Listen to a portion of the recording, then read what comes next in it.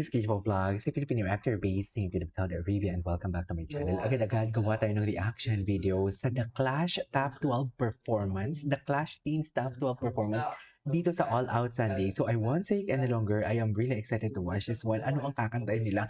I doubt na magkakaroon sila ng individual performance dito kasi 12 sila eh. Tapos ang oras konti lang. So basically, siguro hahatiin nila dito, no? Tatlo-tatlo or I don't know. I am really excited. Sa totoo lang, kasi yung mga clashers ngayon, parang, sorry no offense naman, pero isa to sa mga batch ng The Clash na inaabangan ko talaga tuwing Sunday. Hindi pong excited ako, uy, Sunday na, The Clash na naman. Tsaka parang kailan lang, no, The Clash ulit. So, ang bias ko dito so far, si Kay, si Martin, yung dalawa pa lang yung bias ko. Anyways, without further ado, let's start this reaction video. Naging maigting ang mga labanan at drama sa The Clash Teams. 24 na Team Clashers ang hinati sa tatlong grupo. The Blazing Gen Z, Next Gen Power, at ang Soundwave Squad. Bawat clashroom ay pumili ng kanilang mga team tribute para ilaban sa one-on-one round. Mainit ang naging mga bakbakan Excited at ako sa sa huli, next. 12 ang nanaig at umusad sa Bakit wag na susunod lang sila? na Ang yugto bilis. ng kompetisyon.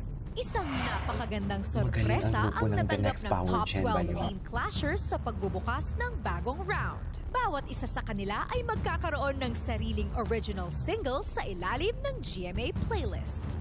Tonight, sasalang na naman sila sa Clash Bawat isa Arena. sa kanila. Pero bago ang mga bagong twists, mas mabibigat Si na Kay, hamon at si Luis mas Mong Martin, matinding bakbakan. si Biel magaling Oras din. na para muling patunayan Yung kung first bakit month, sila kabilang sa first week, second week, yun pinakamagagaling. yung mga magagaling Here talaga. are our top 12 teen clashers in an intense vocal showdown. Okay. The Clash Teams, isa laban sa lahat. Ay, isa laban sa lahat? Ano kakantay nila? Okay. Yung baritong dito, titingnan ko kung paano siya kumanta. I want some, I get some the later. I woke up and baked that potato. God carved the shape me for major. Yan ba But I yung stay me now. Oo, siya yun. Tell me what you see on Martin, Martin. a movie.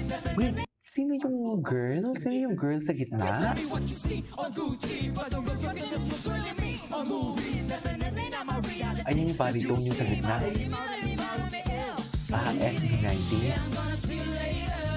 SB19 yung kinanta nila.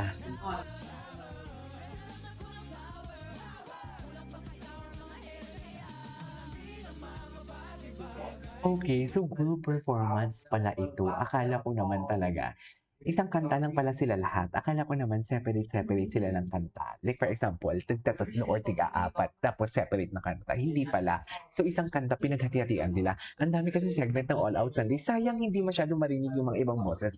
Katulad kay Martin, gusto ko sana marinig din talaga yung boses niya. Kasi hindi masyado na-emphasize yung boses niya. Kasi parang, I really don't know, hindi pa siguro sila hasa pagdating sa harmonization, right? Mababa ang key.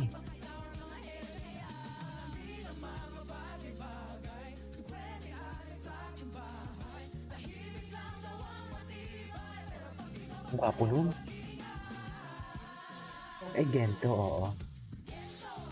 Yay! Si Biel. Si Violet, atake din, no? Total performer din siya.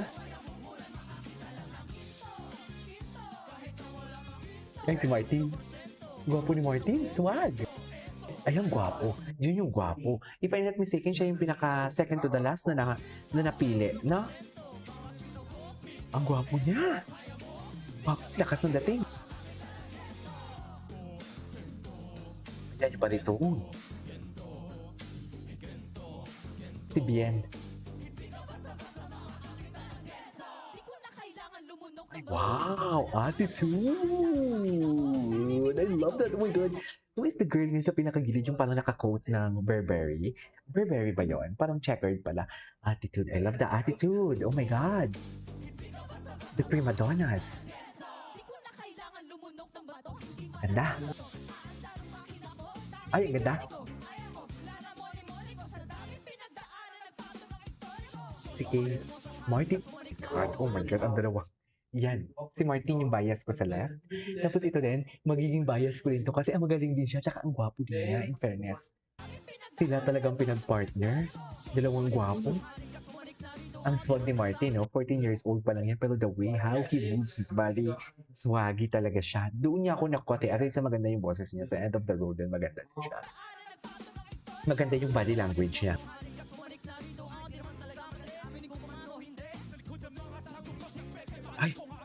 Ay, bongga talaga. Talaga. Si Baritone. Bongga talaga si Baritone. Tagal Bulacan.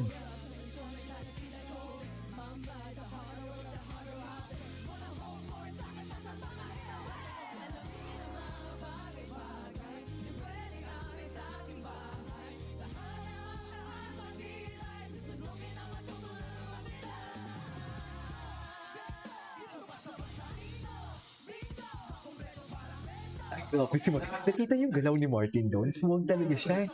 At ang pagkakaalam ko, he is the youngest one. Oh, swag talaga siya.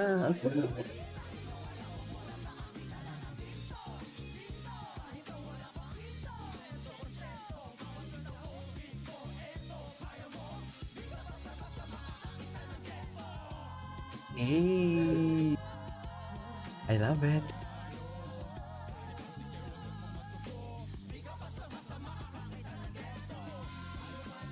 Ay, wow! Malakas lang yung banda.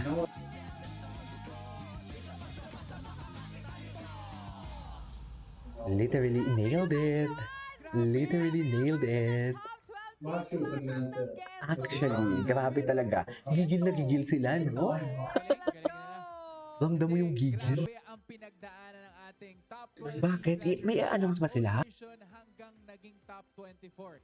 At eto na sila, ang piling-piling talented young Pinoy singers na haharap sa bagong hamon ng The Clash Teens tonight. Pero syempre, bago ang round 2 mamayang gabi, nako, may magandang balita tayo sa Clash Nation. Ano? Ang ating top 12 teen clashers, may kanya-kanya ng single! Wow! Nakaka-excite! Their album is under GMA playlist. Talaga and it's ba? already on all music platforms. Ay, talaga? Kaya naman guys, stream nyo na ang kanilang Sa mga YouTube? songs.